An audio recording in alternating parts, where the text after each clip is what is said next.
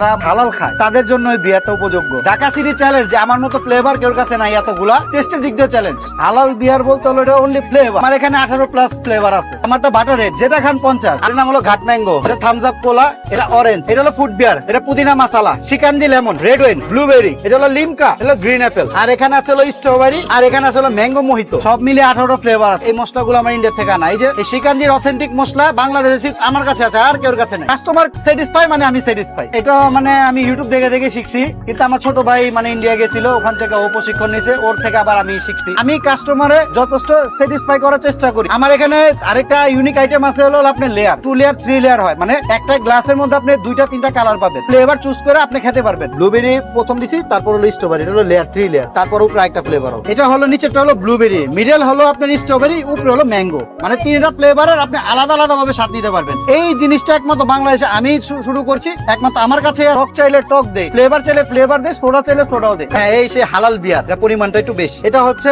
Food বিয়ার, হালাল বিয়ার। এটার নাম হলো শিকানজি লেমন মাসালা, প্রাইস 50 টাকা। যেটা খান বাটার রেড। রয়্যাল সোডা কিনলে সোডা যেরকম, আমার সোডা 7-5 সেট এরকম। সেটা হলো আপনার পুরান ঢাকা নাজিরা বাজার হাজির বিরিয়ানির অপোজিটে আমার দোকান, সোডা কিং আমার দোকানের নাম।